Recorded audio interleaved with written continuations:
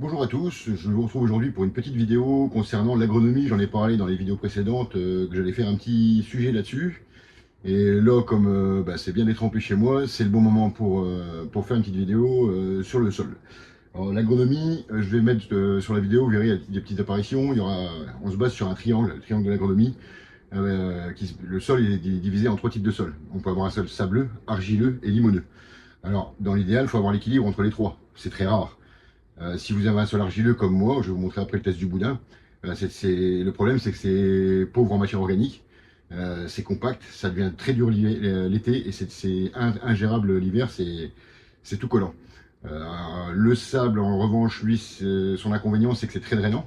Donc, si vous avez un type de sol très sableux chez vous, le souci, c'est qu'au niveau de l'arrosage, vous êtes obligé d'arroser régulièrement. À savoir que ça sert à rien d'arroser pendant des heures. Il vaut mieux arroser régulièrement un petit peu que d'arroser énormément pendant des heures. Tout simplement parce que la RFU, la zone où les racines de la plante vont capter l'eau, va capter l'eau en fait, à part un arbre, hein, bien entendu, c'est pas très profond, hein, ça peut aller jusqu'à 30-40 cm grand maximum.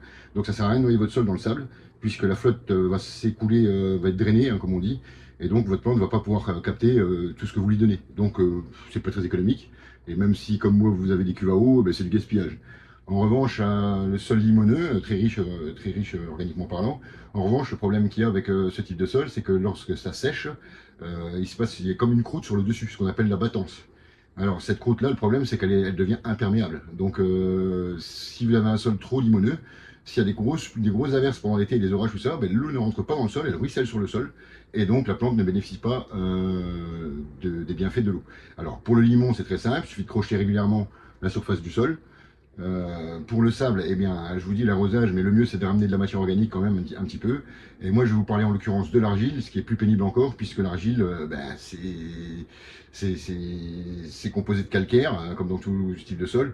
Sauf que l'argile, il y a beaucoup de calcaire et ça prend toutes les autres atomes en fait qui font que ça devient hyper collant. Alors, on va faire un truc. J'ai fait un petit échantillonnage. Alors voilà, ça c'est le type de terre, le type de terre que j'ai chez moi. Donc, j'en ai parlé la dernière fois, on voit que c'est une terre très argileuse, elle est même pas marron, elle est noire. Alors vous voyez, on appelle ça le test du boulin, il suffit de faire ça. Vous voyez, vous faites un boulin avec. Si le boulin il reste bien compact comme ça, vous imaginez bien le type de sol. Ça c'est un sol qui est quasiment impraticable. Donc pour pallier à ce problème-là, en fait, là ça fait bientôt, ça fera la deuxième année là, où en fait, pour réussir à avoir ça, alors là, ça c'est de la, c'est de la, c'est pas de la tourbe, mais c'est comme du terreau, c'est pareil, hein, c'est du compost, c'est fait maison. Et le but, c'est d'essayer d'avoir à peu près une moyenne entre les deux, quoi, parce que c'est quasiment impossible d'avoir. Alors, le secret là-dedans, c'est très simple, c'est le sable. Donc, quand vous avez un sol argileux, pas hésiter à mettre du sable. Alors, ça sert à rien de mettre un tas de sable de chez vous. Ce que vous faites, c'est que quand vous voyez l'été où c'est que ça crevasse, vous mettez un peu de sable, vous le laissez, mais l'été encore à la limite, ça ne sert à pas à grand chose. Par contre, l'hiver, quand vous avez un sol argileux, quand vous allez marcher dedans, ça va goasser, vous voyez, ça va, quand vous marchez dedans, flac, flac. Et alors là, c'est là qu'il faut mettre du sable. Alors, pas en grosse quantité, hein, moi, ce que je fais, c'est que je l'étale à la pelle, et après, avec un balai à gazon, j'essaie de répartir un peu mieux. Et puis, je fais ça après 3-4 fois dans la saison pendant l'hiver. Et à force, avec la pluie, à force de marcher dessus, le chien dans le jardin, tout ça, ça se piétine, ça rentre un petit peu dans le sol. Alors, pour saturer le sol en sable, ici, il va falloir quand même une paire d'années, hein. Mais le secret, il est là. Alors maintenant, bien entendu, je rajoute un petit peu d'apport en matière organique dans le sol. Mais bon, pour pas que ça soit... Ou alors, il faut avoir un fournisseur de terre végétale et suivant la région où vous habitez, c'est pas donné, quoi. Donc moi, je fais ça moi-même avec gros composteur fait avec des palettes, voilà, et puis du sable. Et puis pareil, à savoir une chose aussi, c'est que il y a l'acidité du sol aussi. Donc moi, ce que je fais, et ça, nos amis agriculteurs le font eux aussi, ça c'est connu comme c'est vieux, la chauvine. Alors ce que vous faites, mais ça c'est dans toutes les cultures. Vous voyez, ça se présente comme ça, là, un petit peu en, voilà, elle est plus poudreuse que granuleuse. Là, je l'ai pris avec ma main, surtout pas parce qu'elle a fait sa réaction chimique, hein, elle ne brûle pas. Mais ça, vous ne prenez pas avec les mains parce que au contact de l'eau ou d'humidité, c'est hyper brûlant, c'est un effet terrible. Donc d'ailleurs, j'ai pris un petit seau d'eau pour me brasser les mains.